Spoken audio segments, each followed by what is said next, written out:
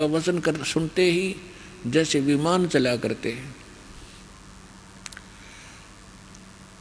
और वहां से ये सतलोक से 16 शंख कोश की दूरी पर, जैसे अरब खरब नील पद्म शंख, 16 शंख कोश की दूरी पर एक कोश के अंदर लगभग 1.25 मील होते हैं और 1 मील में लगभग 1.5 किलोमीटर होता है।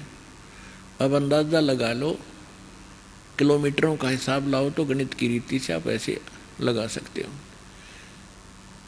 अर्थात एक कोस में 3 किलोमीटर मानकर चले हम, तो 48 शंख किलोमीटर दूर 48 शंख हम यहाँ ये 21 ब्रह्मांड आकर रुक गए और अपने अपने दायरे में ये चक्कर लगाने लग गए परमात्मा के वचनानुसार। अब इस ज्योति निरंजन ने फिर से वही बकवाद बाई लड़की के साथ फिर बदतमीजी शुरू की। दुर्गा ने इसको फिर से समझाने की चेष्टा की, पर ऑल इन वैन। लड़की ने कहा कि देख ज्योति निरंजन, पहले तू मेरा बड़ा भाई, मैं तेरी छोटी बहन, और दूसरे मैं तेरे पेट से बाहर आई हूँ, तेरी बेटी होगी, कोई सा नाते की तो लज्जा रख ले। पर इसने एक नहीं सुनी और दुर्गा के साथ इसने सृष्टि क्रम किया। 3 पुत्रों की उत्पत्ति हुई। बड़े का नाम ब्रह्मा रखा जो रजगुण युक्त कर दिया, दूसरे का नाम विष्णु रखा जो सतोगुण युक्त कर दिया, और तीसरे का नाम शंकर रखा जो तमोगुण युक्त का पालन करके हम तोड़ देते। और फिर दुर्गा ने अपने ही वचन से हमें दंड मिलेगा ही। 3 लड़कियां उत्पन्न की हमने, और उन 3 लड़कियों परमात्मा के विधान को समझना पड़ेगा, कर दिया। उस परमात्मा का इस प्रकार ये काल की सृष्टि प्रारंभ हुई। अपने स्वयं बताकर परमात्मा ने, और इस दास के पास उपलब्ध है, अपने द्वारा रची हुई सृष्टि, आपका पूर्ण मोक्ष निश्चित है। अब जो प्रश्न चल रहा है, परमात्मा ने कहा है, लोकोक्तियों के माध्यम से भी सुनाई थी कि, और धर्मदास जी ने वो लिपिबद्ध की थी।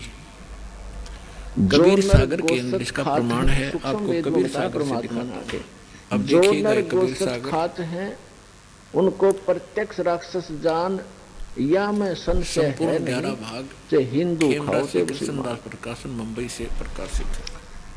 अब परमात्मा हमें ये बताना चाहते हैं कि कबीर सागर, इस बुराई को चाहे कोई करो, हिंदू करो चाहे मुसलमान करो, दोनों ही अपराधी हैं, क्योंकि उस परमात्मा का आदेश नहीं है। फिर बताया कि मांस खावे सो ढेड सब, और मद पीवे सो नीच। मद माने मदिरा, शराब पीते वो नीच, और कुल की दुर्मति पर हरे, राम कहे सो ऊंच। मांस खावे जो सब, मांस खाते हैं वो ढेड सब, और मद पीवे सो नीच, चाहे कोई भी कर रहा हो इस कर्म को। और जो भक्ति करते हैं वो सब की दुर्मति हरण हो जाती है, वो सतमार्ग को ग्रहण करके अपना कल्याण कर लेते हैं। अब हम जो प्रसंग लेकर चले थे कि हमारी भक्ति कौन सी होनी चाहिए और कहां प्रमाणित है और किससे हमारा मोक्ष होगा, वो हमारा एक आज के सत्संग का मेन टॉपिक है। लेकिन उसके लिए भूमिका साथ साथ बनाई जाती है, मर्यादाएं भी बताई जाती हैं, और ज्ञान भी साथ साथ बताया जाता है। अब जब प्रसंग चल रहा है कि जो वेदों के अंदर ज्ञान है वो गॉड गिवन ज्ञान है। श्रीमद् भगवत गीता के अंदर भी गॉड गिवन ज्ञान है, क्योंकि यदि 100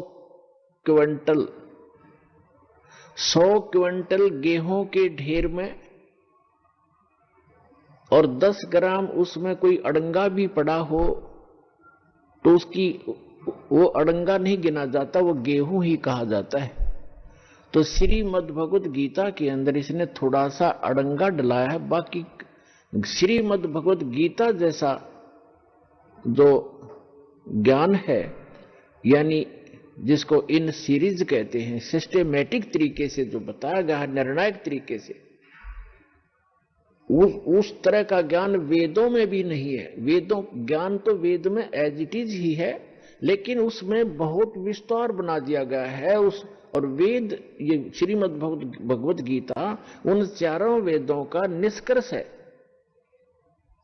चारों वेदों का निष्कर्ष है। इसमें बड़े सिस्टेमेटिक तरीके से परमात्मा ने दया करी, इस काल से ही बुलवा दिया। नहीं तो पुण्यात्माओं कोई कहीं खड़ा हो, कोई नो का अगर मैं डाकू हूं या मैं चोर हूं, इससे वो भी कहा दिया भगवान ने कि मैं काल हूं। 11वें अध्याय के 32वें श्लोक में अर्जुन से कहता, अर्जुन मैं काल हूं और सबको विध्वंस करने के लिए, सबका नाश करने के लिए अप्रवृत्त हुआ हूं।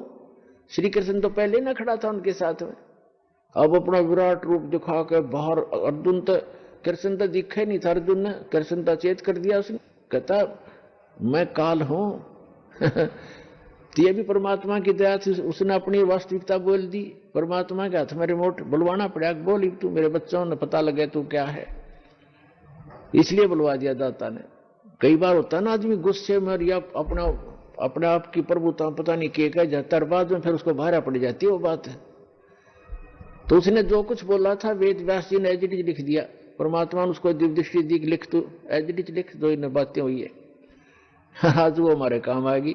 और आज तक ये 5500 वर्ष हो गया इन पवित्र श्रीमद् भगवत गीता, पवित्र वेद, पवित्र 18 पुराण कागज के ऊपर आयों को, लिखे हुओं को। हर ये हमारे धर्मगुरु इनको कख नहीं जान सके, क्योंकि इनके पास वो तत्व ज्ञान नहीं था, वो सृष्टि रचना का ज्ञान नहीं था, जो मास्टर की है अध्यात्म ज्ञान को समझने की मास्टर चाबी है।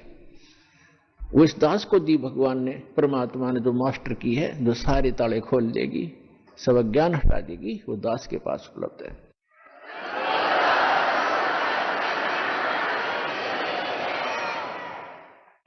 तो प्रसंग चल रहा है कि श्रीमद् भगवत गीता अध्याय नंबर 8 के श्लोक नंबर 1 में अर्जुन ने जो पूछा कि किम तत्ब्रह्म, जिसके विषय में आपने 7वें अध्याय के 29वें श्लोक में कहा है कि जो व्यक्ति जरा और मरण से, जरा माने वृद्ध अवस्था के कहर से और मृत्यु के इस जन्म मरण के इस दुख से बचने का प्रयत्न करते हैं, इसे मोक्ष छुटकारा पाने का प्रयत्न करते हैं, वे तत्ब्रह्म को जान चुके हैं और सारे अध्यात्म ज्ञान को और सभी कर्मों से परिचित हैं। तो अर्जुन ने पूछा कि फिर किम तत्ब्रह्म, वो तत्ब्रह्म क्या है? किम अध्यात्म किम कर्म पुरुषोत्तम। अब कृष्ण तो उनको, अर्जुन तो श्री कृष्ण जी को पुरुषोत्तम मान रहा था। वो तो कहता है 15वें अध्याय के 17वें श्लोक में कि पुरुषोत्तम तो कोई और ही है। तो यहां बताया है 8वें अध्याय के प्रथम मंत्र का उत्तर गीता ज्ञानदाता ने 8वें अध्याय के 3रे श्लोक में दिया है कि वो परम अक्षर ब्रह्म है। यानी गीता ज्ञानदाता से कोई और ब्रह्म है। ब्रह्म का अर्थ होता मालिक, प्रभु, स्वामी, गॉड, भगवान। तो ये सरब्रह्म है। गीता ज्ञानदाता सरब्रह्म है। सरब्रह्म, सरब्रह्म के हम संत भाषा में क्षरब्रह्म, नासवान ब्रह्म, नासवान भगवान, नासवान स्वामी। इसको सरब्रह्म कहो चाहे सरपुरुष कहो, पुरुष माने भी प्रभु होता है। और ये 21 ब्रह्मांड का स्वामी है। गीता अध्याय नंबर 15 के श्लोक नंबर 1 से लेकर 4 में और 16 और 17 में, 15वें अध्याय के 16 और 17 में ये 3 कंप्लीट नॉलेज है।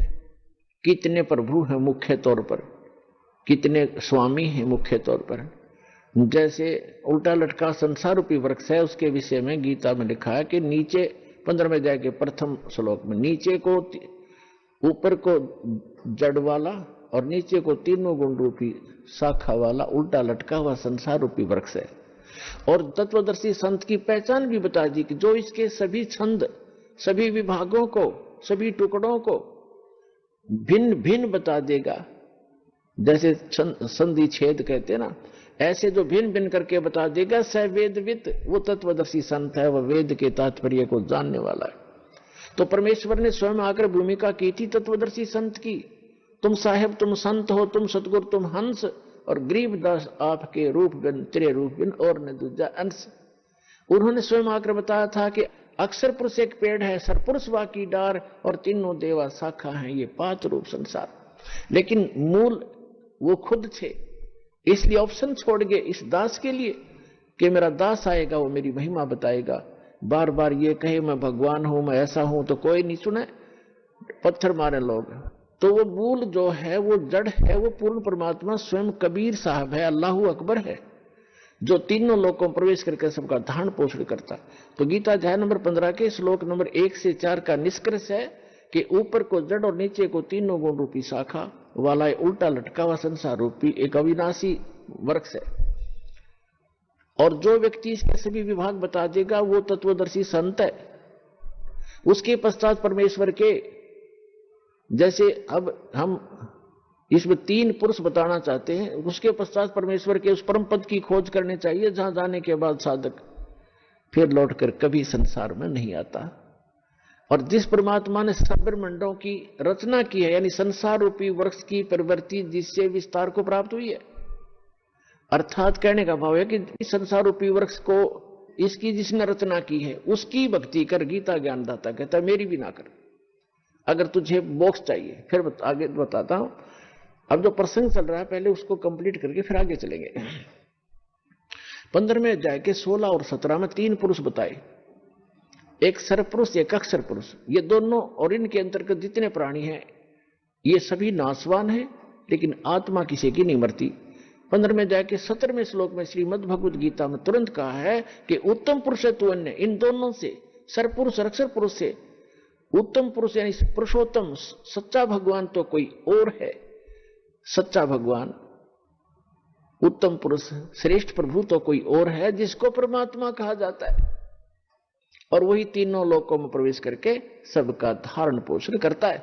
यानी संसार रूप जैसे वृक्ष को मूल से, जड़ से ही सारा आहार होता है, पोषण होता है, यही उसका क्लियर किया है कि जो तीनों लोकों में प्रवेश करके सबका धारण पोषण करता है वो अवैश्वर है, वो अविनाशी, वास्तव में अविनाशी वो परमात्मा है।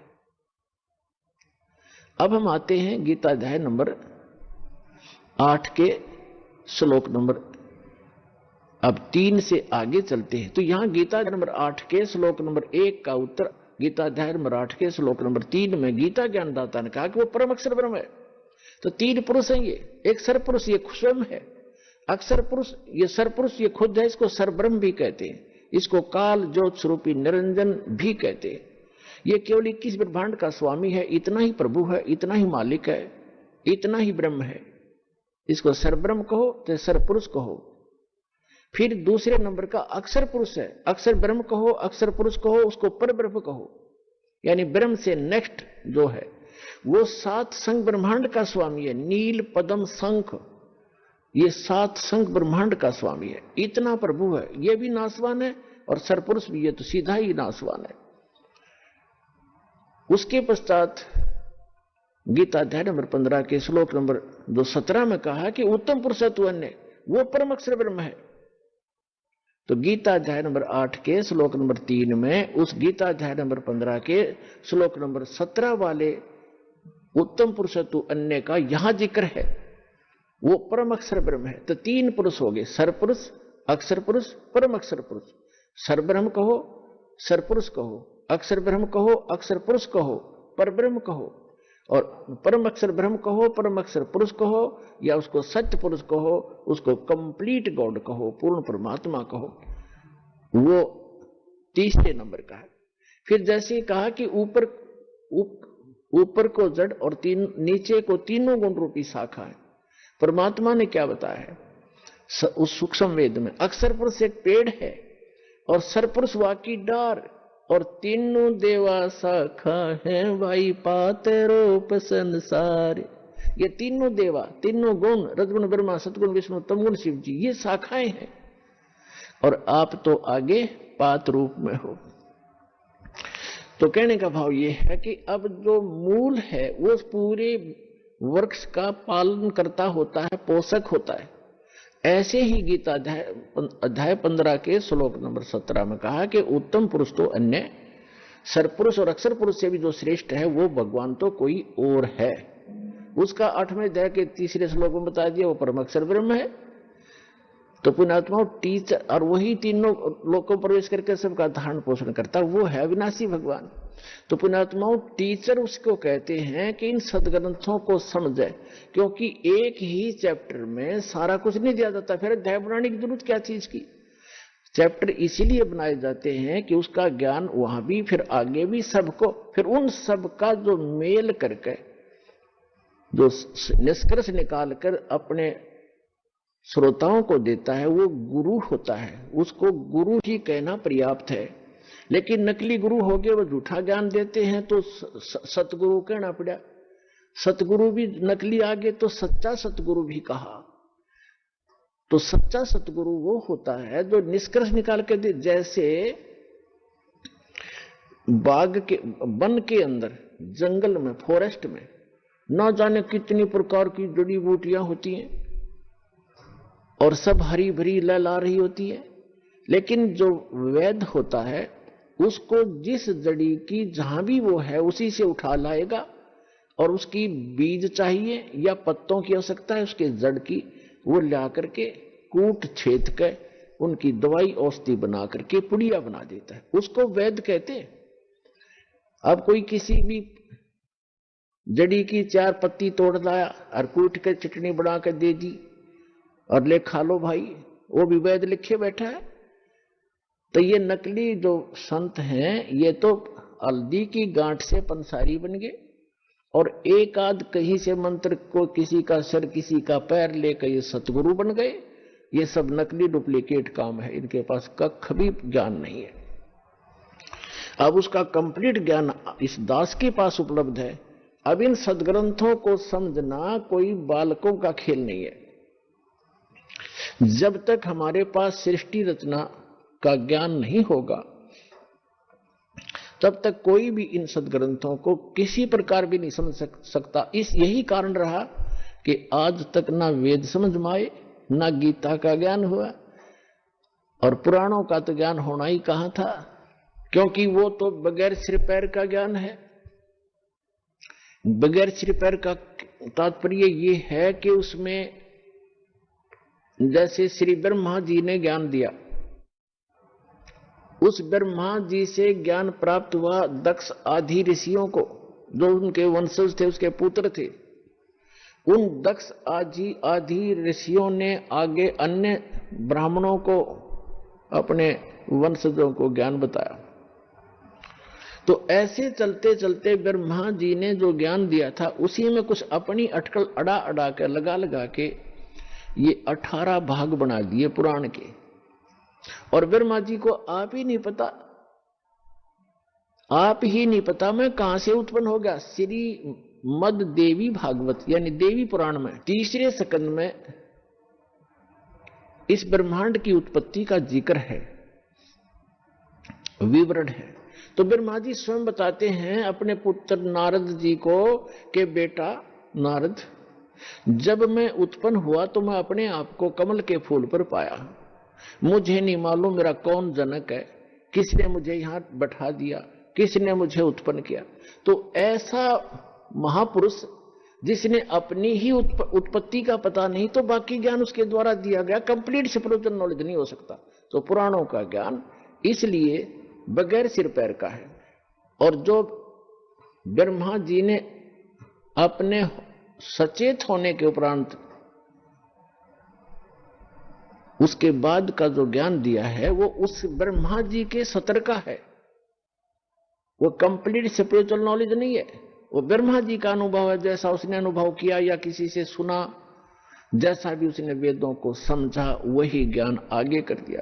श्रीमद देवी भागवत में, देवी पुराण में देवी जी से वो स्वयं कहता अपनी माता से कि माता आप कहते हो भगवान निराकार है, वो दिखेगा नहीं, और आप खुद ये कहती हो कि मैं ही सर्वेस्वा हूं, लेकिन वेद कुछ और बता रहे हैं कि वो नर आकार है, वो मनुष्य सदृश है, वो कहीं बैठा है। तो अपने जो हम अनुभव किया हमने उसमें भी वो दिखाई नहीं देता, हमें प्रकाश दिखता है। तो हमारे अनुभव में और वास्तविक वेद ज्ञान के अंदर बहुत विरोधाभास है। ऐसा क्यों है? लेकिन दुर्गा इसका कोई उत्तर नहीं दे पाई, उसको कहीं और ही अटकलों में अड़ा दिया और कहा कि तुम बुद्धि के भ्रम से दो दिखाई देते हैं, जो मैं हूं सो वो है, सो वो है सो मैं हूं। लेकिन फिर भी लास्ट में ये कह जाती है कि जब तुम्हारे ऊपर कोई आपत्ति आवे पुत्रों, तीनों जनों पर, ब्रह्मा जी, विष्णु जी, शिव जी पे, तो उस समय आप हम दोनों को याद कर लेना, मुझे और उस ब्रह्म को, फिर मैं तुम्हारे सामने आ जाऊंगी, तुम्हारे सब संकट दूर कर दूंगी। अब कहने का भाव यह है पुण्यात्माओं, पुराण जो है ये कंप्लीट स्पिरिचुअल नॉलेज नहीं है। हाँ, जो ब्रह्मा जी ने अपने होश में आने के बाद जो ज्ञान दिया है वो उसके सतर का सही है। अब जैसे पुराणों को गपोड़ कोई कहता है तो वो मूर्ख आदमी है, क्योंकि अध्यात्म मार्ग के अंदर कोई भी इम्पॉसिबल कर्म कार्य जॉब नहीं होता। कोई किसी प्रकार का भी कुछ भी लिखा हुआ है वो सब संभव होता है। जैसे एक छोटा सा जादूगर, एक जादूगर हमने देखा, एक छोटा सा, जैसे ये कंचा होता है, बच्चे खेलते हैं, छोटे छोटे गोली सी कांच के अंटे, इनको ऐसे मुख में डालता है और थोड़ी सी देर में इतना मोटा पत्थर, कति पत्थर ने चीकना और कर नो निकाल देता है। बताओ, एक कोई नो को ऐसा नहीं मानता, मैं तो मुझे करके दिखाओ। हमने तो करके नहीं, हमने नहीं करना आता, लेकिन हमने करते देखे, हम सच्ची बताओ। तो इसने कोई नो का झूठ है तो उसकी बुद्धि उसी के सतर की है, मैं नहीं मानता। अब जो कह रहा है उसने कोई बालक है, कोई स्वार्थवश थोड़ा ही कह रहा है। ब्रह्मा जी कोई बालक नहीं था, उसने जो जो भी लीलाएं देखी अपने होश में आने के बाद वो पुराण में लिख दी, और वो सारी जो भी हुई है वो सच्ची है। सच्ची का मतलब है कि वो ऐसी घटना घटी है। सच्ची का अर्थ ये नहीं है कि वो सही ज्ञान है, वो ऐसी घटना वहां घटी ही है, हुई है। अब हम प्रसंग पर आते हैं कि हमारे को ऐसा शरीर मिला है, आप सभी को, इसमें कार्य करते करते अपना निर्वाह भी करना पड़ेगा आपने, और निर्वाह करते करते भगवान की भूल नहीं पड़नी चाहिए। इसमें सूक्ष्म वेद में भी और सभी इन पुस्तकों में से भी जो हॉली बुक्स हैं, जहां तक गॉड गिवन स्पिरिचुअल नॉलेज है, उनमें सभी में एक जैसा ही प्रावधान बताया है। जैसे अब ये तीन पुरुष स्पष्ट हो गए, तीन पुरुष, एक सरपुरुष, एक अक्षर पुरुष, एक परम अक्षर पुरुष। दूसरे शब्दों में एक सरब्रह्म, एक अक्षर ब्रह्म, एक परम अक्षर ब्रह्म। और तीसरे शब्दों में यह समझ लो कि ब्रह्म, सरपुरुष को केवल ब्रह्म भी कहते हैं, और परब्रह्म यानी इससे नेक्स्ट भगवान, और एक परम अक्षर ब्रह्म यानी परम अक्षर, परम अविनाशी ब्रह्म यानी परमात्मा। अब यहां ये ब्रह्म ही कैसे वेल नोन हो गया, क्यों सुप्रसिद्ध हो गया? ब्रह्म सभी कहते हैं ब्रह्म भगवान है, ब्रह्म ही सब कुछ है, ऐसा क्यों हो गया? क्योंकि ऋषि में है, ऋषियों ने केवल ब्रह्म तक का ही ज्ञान रहा, ओम नाम का जाप करते रहे, और इन्होंने ना पूर्ण ब्रह्म का ध्यान रहा कि इसमें पूर्ण ब्रह्म भी लिखा है, कंप्लीट पूर्ण परमात्मा भी लिखा है, पूर्ण पुरुष भी लिखा है, परम अक्षर ब्रह्म भी लिखा है। तो इनकी बुद्धि वहां काम नहीं कर पाई, इन्होंने ब्रह्म को ही परब्रह्म, इसी को परम अक्षर ब्रह्म, इसी को सब कुछ मान लिया। तो ये थी उस तत्वदर्शी संत के ज्ञान के अभाव की बातें। तत्वदर्शी कहते हैं, गुरु बिन काहु न पाया ज्ञाना, जो थोथा बुछड़ मूड किसाना। गुरु बिन वेद पढ़े जो प्राणी, समझे न सार रहे अज्ञानी। गुरु के बिना वेदों को पढ़ने वाला भी अज्ञानी रहता है। गुरु बिन काहु न पाया ज्ञाना, जो थोथा बुछड़े मूड किसाना। मूड ही किसान पराली के ऊपर लठ मारेगा धान प्राप्ति के लिए। धान तो धड़ी निकाल लेगा तो पराल पड़ी है। तो पराल को कूटने वाला, पराली को जो कूट रहा है वो मूर्ख है, या तो नशा कर रखा है, कति बोली बूझ है। तो परमात्मा बताते हैं कि गुरु बिन काहु न पाया ज्ञाना, और जो थोथा भूसड़े मूड किसाना। तो अभी तक पूर्ण ज्ञान ना होने से इस दास, बोले तो परमात्मा स्वयं आए, उन्होंने अपने उन प्यारी आत्माओं को ज्ञान दिया, जैसा कि उसका विधान है वो ऐसा करता ही करता है। और दास के जो नॉलेज में कलयुग के अंदर जिनको परमात्मा अपने विधान अनुसार मिले हैं, आदरणीय धर्मदास साहिब जी, आदरणीय अमरुकदास साहिब जी, आदरणीय नानक साहिब जी जो सिख धर्म के प्रवर्तक माने जाते हैं, आदरणीय दादू साहिब जी, आदरणीय गरीबदास साहिब जी गांव छुड़ानी जिला ददर हरियाणा वाले, आदरणीय गीसा दास साहिब जी गांव खेखड़ा जिला मेरठ उत्तर प्रदेश वाले, और आदरणीय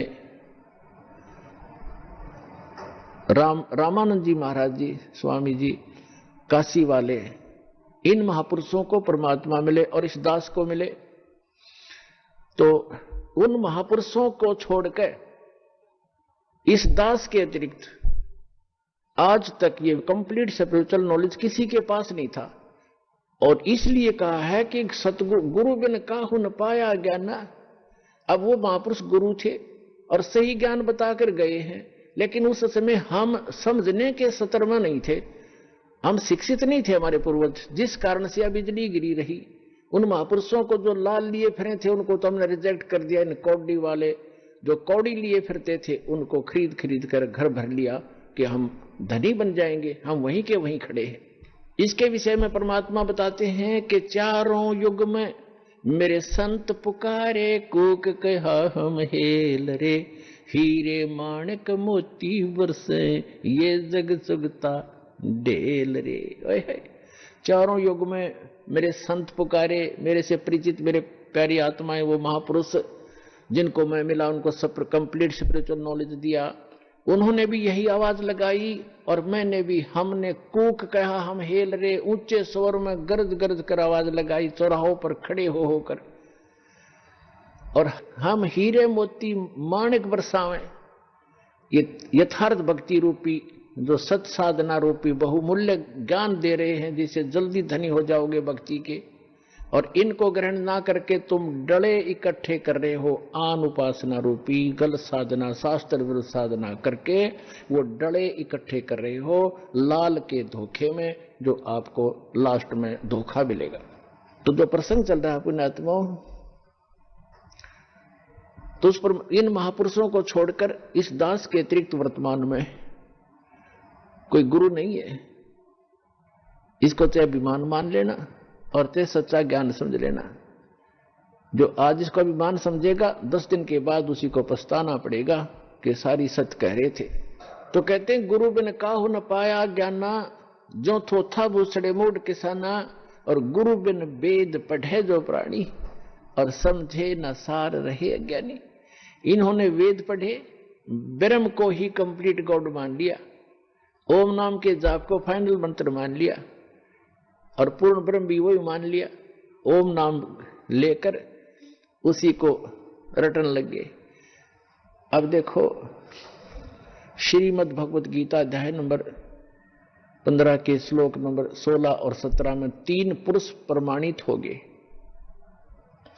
और श्रीमद् भगवत गीता अध्याय नंबर 15 के श्लोक नंबर 1 से 4 में उल्टा लटका हुआ संसार रूपी वृक्ष है, जिसके ऊपर को जड़ है, नीचे को तीनों गुण रूपी शाखा है। तो ऊपर को जो मूल है वो तो परम अक्षर ब्रह्म है, और जो तना है उस वृक्ष का वो समझो अक्षर पुरुष है। अक्षर ब्रह्म कहो, अक्षर पुरुष कहो। फिर उससे एक मोटी डार निकलती है तने से, वो सर पुरुष है, उसे ज्योत स्वरूपी निरंजन कहो, सर पुरुष कहो, सर ब्रह्म कहो या ब्रह्म कहो। और आगे फिर तीनों देवा शाखा हैं, रजगुण ब्रह्मा, सतगुण विष्णु, तमगुण शिव जी शाखा है, और पात रूप संसार। तो ये 3 जो ब्रह्मा विष्णु महेश हैं, ये तो शाखा है उस डार की, ये इस सरब्रह्म के पुत्र हैं।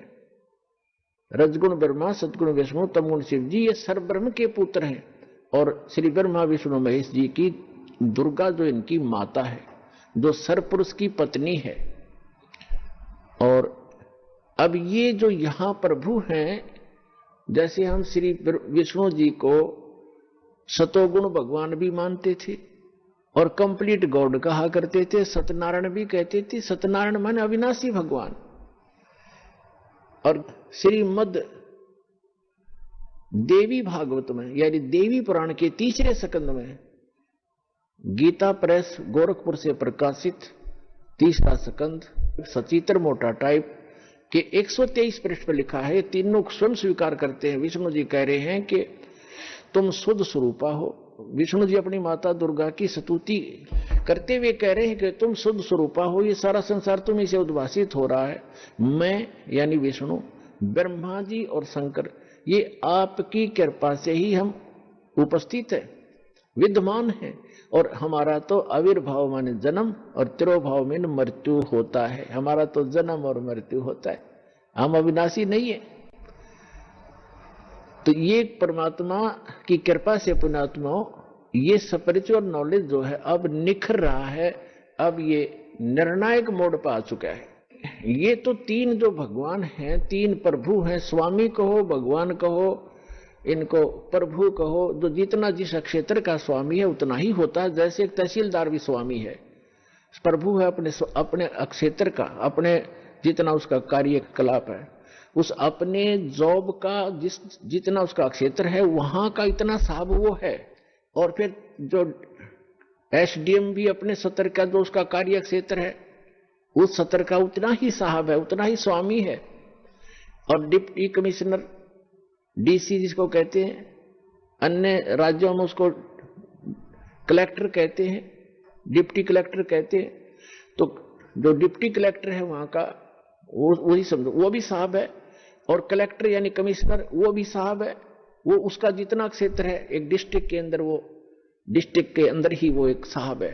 फिर एक मंत्री साहब है, कमिश्नर साहब है, फिर एक मंत्री साहब है। वो अपने विभाग का ही मालिक है, भले ही पूरे राज्य में है लेकिन उसका एक विभाग है, उतना ही मालिक है। वो अन्य विभाग में इंटरफेरेंस नहीं कर सकता, ना उसकी कोई चलेगी ना साइन चलेंगे उनके कागजातों पर। तो इसी प्रकार फिर मुख्यमंत्री है, वो केवल एक स्टेट प्रांत का ही मालिक है, स्वामी है, साहब है। और फिर एक प्रधानमंत्री है, वो एक टुकड़े का, एक क्षेत्र का, यानी उस जिसकी ये डिवीजन बताई है उन सब का एक साहब है प्रधानमंत्री। तो पूरे राष्ट्र का एक कुल मालिक है वो राष्ट्रपति और प्रधानमंत्री। राष्ट्रपति तो कुल मालिक है, प्रधानमंत्री भी एक ही होता है, वो भी उस राष्ट्रपति का ही प्रतिनिधि होता है।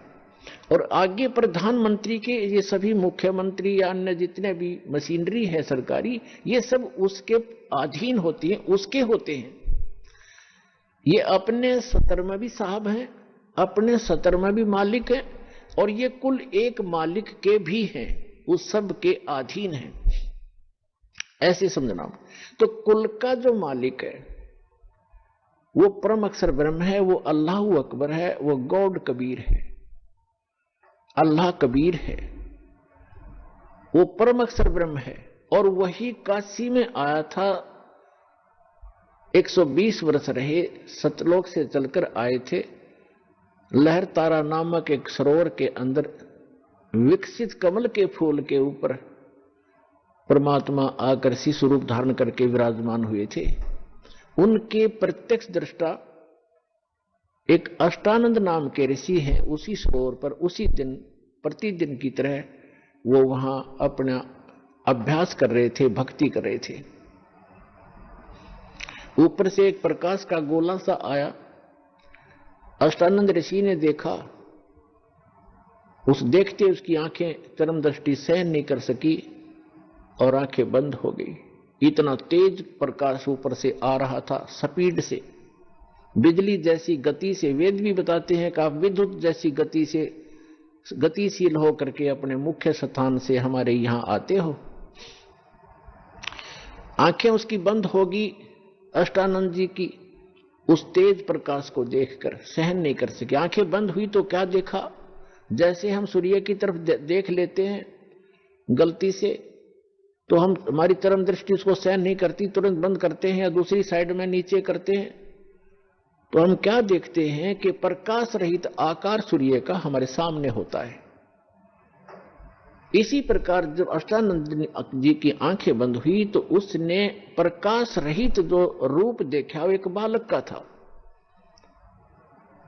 जब उसने दोबारा आंखें खोली तो क्या देखा कि वही प्रकाश आकर के लहर तारा नामक सरोवर के ऊपर कमल के फूल पर, कमल का फूल नहीं देखा उसने, सरोवर के अंदर एक कोने में जाके सिमट गया। ब्रह्म मुहूर्त की बात है, सुबह सुबह ब्रह्म मुहूर्त होता है सूर्य उदय होने से लगभग 1.5 घंटा पूर्व। तो उसने जाकर के अपने अष्टानंद ऋषि जी ने अपने पूज्य गुरुवर स्वामी रामानंद जी काशी वाले से पूछा कि ऐसे ऐसे मैंने एक प्रकाश आता देखा, मेरी आंखें सहन नहीं कर सकी गुरुदेव, और जो ही मेरी आंखें बंद हुई तो मुझे एक बालक रूप दिखाई दिया, नवजात शिशु जैसा, और दोबारा आंखें खोली तो प्रकाश एक सरोवर में समा गया।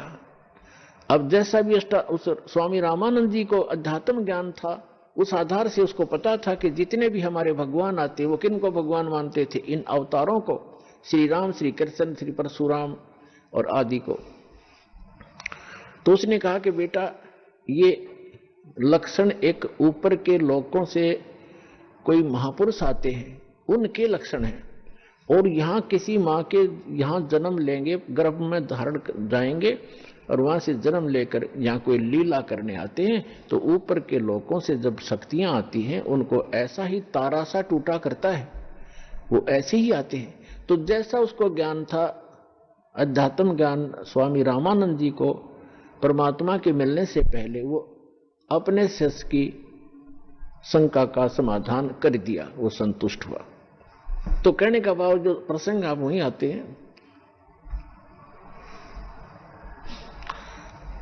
कि वो परमात्मा स्वयं ही सतलोक से चलकर आते हैं या शिशु रूप धारण करके अपना आते हैं, और फिर लीला में तरीके से बड़े होते हैं, छोटी ही आयु में बड़े बड़े विद्वानों के छक्के छुड़ा देते हैं। तो वो परमात्मा स्वयं आकर के ये ज्ञान देते हैं।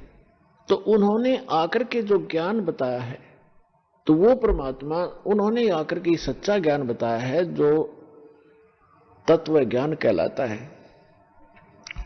अब जो प्रसंग चल रहा है कि तीन तो ये प्रभु हो गए, सरपुरुष, अक्षर पुरुष और परम अक्षर पुरुष, सरब्रह्म, अक्षर ब्रह्म और परम अक्षर ब्रह्म, इनकी सबकी सतीथि होगी। जैसे पूरे एक ब्रह्मांड के अंदर ये 3 लोक हैं, पृथ्वी लोक, पाताल लोक और ऊपर स्वर्ग और नरक, इकट्ठा ही उसको स्वर्गलोक ही कहते हैं। इन 3 लोकों के ऊपर ये तीनों प्रभु, रजगुण ब्रह्मा, सतगुण विष्णु, तमगुण शिव जी, ये समझ लो एक विभागीय मंत्री है, और तीनों लोकों पर ही इनका एक एक विभाग पर अधिपत्य है। ये इतने प्रभु हैं, इतने स्वामी हैं। और जो इनका पिता है, जो सरब्रह्म है, ये ऐसे ऐसे 21 ब्रह्मांडों का स्वामी है। एक ब्रह्मांड के अंदर ये स्वयं मुख्यमंत्री का रोल करता है, ये समझ लो। और अक्षर पुरुष जो है उसके अलग से 7 संघ ब्रह्मांड हैं, वो भी ऐसे ही प्रत्येक ब्रह्मांड में स्वयं ही मुख्यमंत्री का रोल करता है, और वहां की व्यवस्था वो ऐसे ही करता है। वहां के ब्रह्मा विष्णु महेश अलग होते हैं, और जो परम अक्षर ब्रह्म है वो कुल मालिक स्वयं ही है। उसके असंख्य ब्रह्मांड है, असंख्य, जिनके अंदर 7 संख्य ब्रह्मांड अक्षर पुरुष के भी इंक्लूड है, और 21 ब्रह्मांड ये सर पुरुष के भी इंक्लूड। इन सब के ऊपर कुल का मालिक है वो। ये अपने सत्र के भी मालिक हैं प्रत्येक, जैसे ब्रह्मा जी रजोगुण विभाग के तीनों लोकों में मालिक है, जैसे एक मंत्री होता स्टेट के अंदर, जैसे हमारे सेंटर के मंत्री समझ लो, सेंटर का जो गृह मंत्री है वो भारतवर्ष के सभी राज्यों के ऊपर उसका आधिपत्य है, लेकिन एक विभाग का।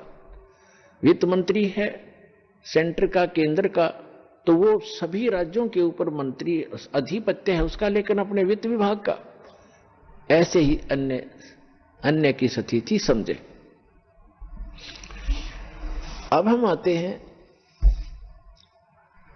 कि जो इन ब्रह्मा जी की पूजा कोई करते ही नहीं, ये तो इन रिजेक्ट करवा रखा हमारे धर्मगुरुओं ने।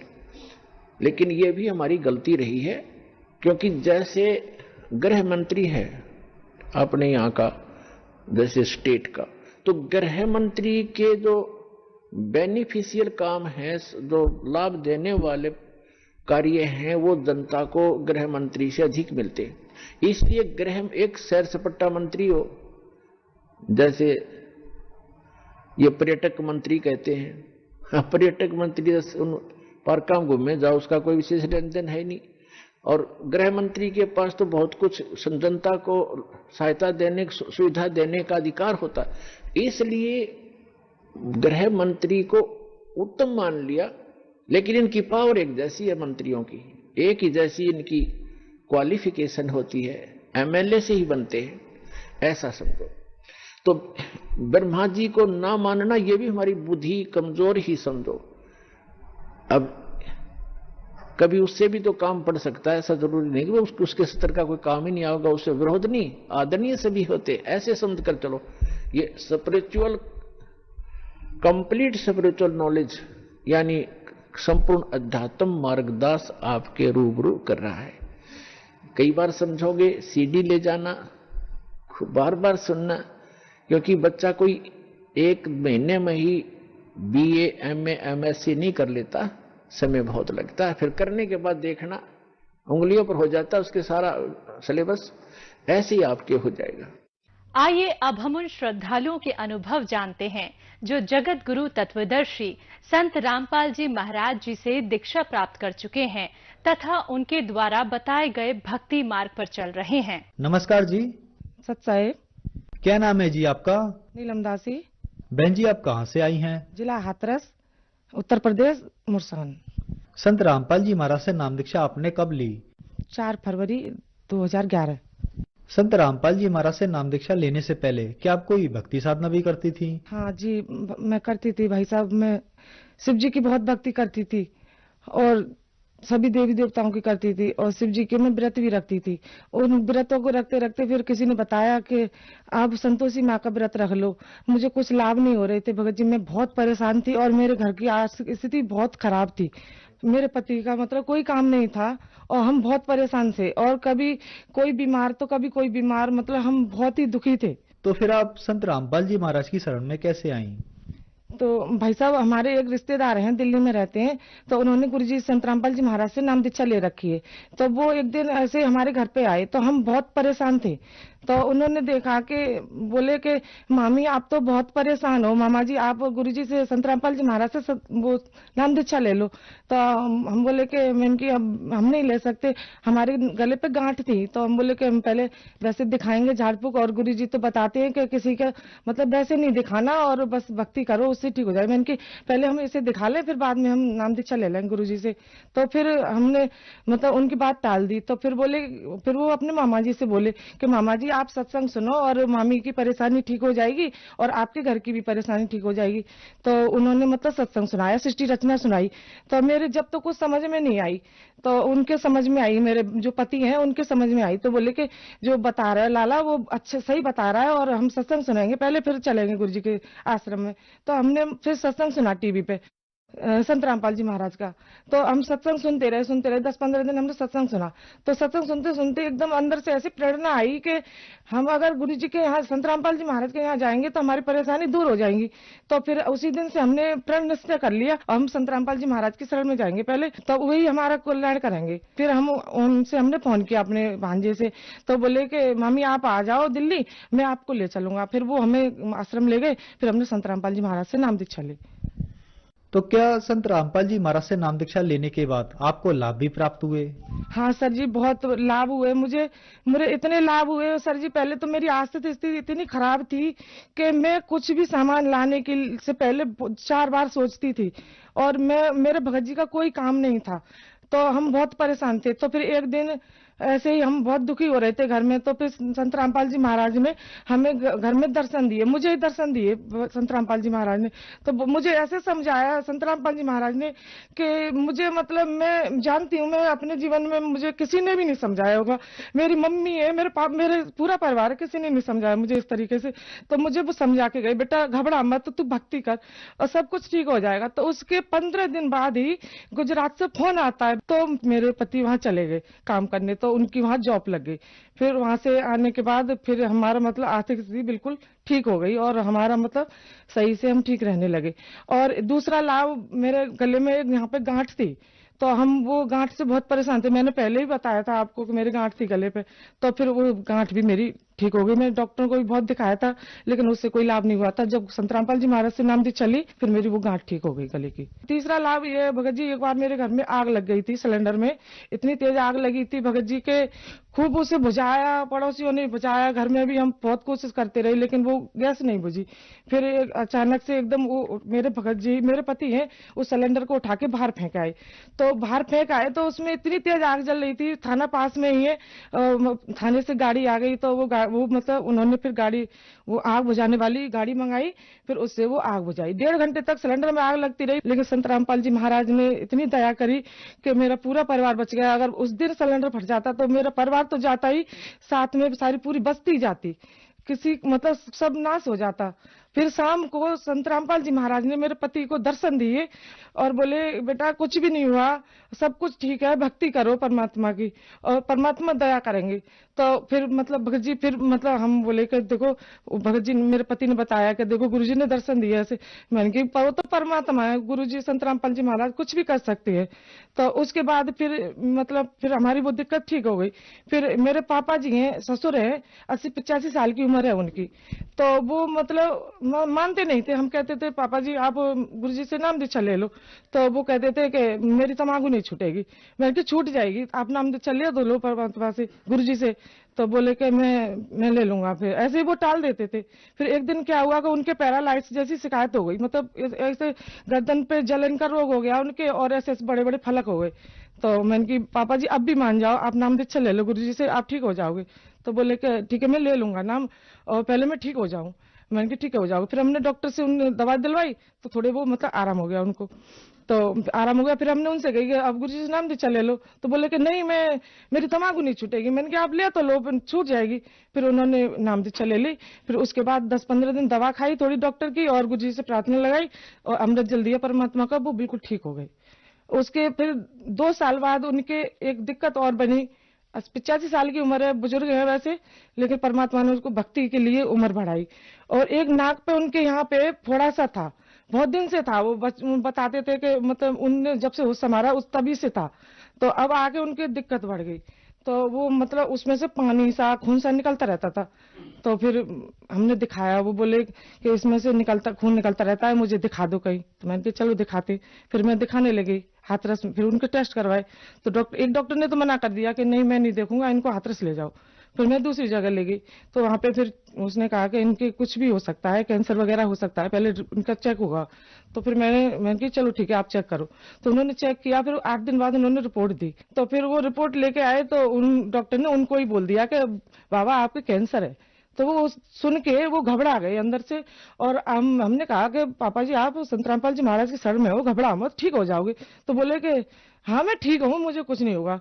तो वो ऐसे ऊपर से तो सावधान थे, लेकिन अंदर ही अंदर घुटते रहे। लेकिन 8 दिन बाद उनकी इससे तबीयत खराब हुई, बहुत ज्यादा तबीयत खराब हो गई कि चलने फिरने के लायक भी नहीं रहे वो, और मतलब टट्टी पेशाब उनका सब निकल गया बिस्तर में। तो फिर हम उन्हें कोसी ले गए इलाज के लिए, हॉस्पिटल में एडमिट किया। फिर उनको हॉस्पिटल में जाके आईसीयू में भर्ती कर दिया। 3-4 दिन तक आईसीयू में भर्ती रहे वो। फिर हमने कहा मैं कि गुरुजी से प्रार्थना लगाते संत रामपाल जी महाराज से। फिर हमने संत रामपाल जी महाराज से प्रार्थना लगाई, और वहां से जवाब आया कि बेटा ठीक हो जाएगा, और भक्ति करो और परमात्मा की, परमात्मा दया करेंगे। तो फिर उसी दिन फिर मैंने डॉक्टर से कहा कि डॉक्टर साहब हमारी छुट्टी कर दो, कि अभी ये इस स्थिति में नहीं है कि इनकी छुट्टी करी जाए। नहीं आप निकाल दो। मैंने कि हम अपने घर ले जाएंगे। फिर हमने ज्यादा जिद की, तो उन्होंने आईसीयू में से निकाल के और बाढ़ में कर दिए।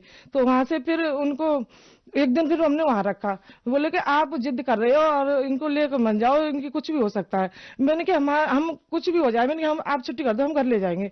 तो फिर हम वहां से छुट्टी करा लाई अपनी मर्जी से। मैंने कहा हमारे गुरुजी करेंगे जो भी करेंगे। तो घर पे आके आप भाई साहब यकीन नहीं करोगे, तब से 2 साल हो गए उनको, अभी तक कोई दिक्कत नहीं है। मैं उनकी रिपोर्ट भी साथ लेके आई हूँ। संत रामपाल जी महाराज की कृपा से उनका कैंसर बिल्कुल ठीक हो गया। मैं उनकी रिपोर्ट भी लेके आई हूँ, आप देख सकते हो। ये आप देख सकते हैं, ये मेरे पापा जी के कैंसर था नाक पे, और अब बिल्कुल वो ठीक है, और आप संत रामपाल जी महाराज की दया से। मैं तो हाथ जोड़ के प्रार्थना कर सकती हूँ, आओ कि संत रामपाल जी महाराज की शरण में आओ। जैसे मुझे लाभ हुए, मैं दुखियारी अपना दुख रो रही हूँ और मैंने बहुत दुख झेले है, और आप भी संत रामपाल जी महाराज की शरण में आओ और अपना कल्याण करवाओ। संत रामपाल जी महाराज पूर्ण परमात्मा है। संत रामपाल जी महाराज की शरण में चैनल पे सत्संग आता है, उस पर नीचे पीली पट्टी आती है, उस पर नंबर आते हैं। उन नंबरों पे कॉल करके आपको पता लग जाएगा कि कहाँ पे सत्संग होता है और कहाँ से नाम दीक्षा मिलती है, और आपको संत रामपाल जी महाराज से उपदेश प्राप्त होगा। धन्यवाद जी। नमस्ते।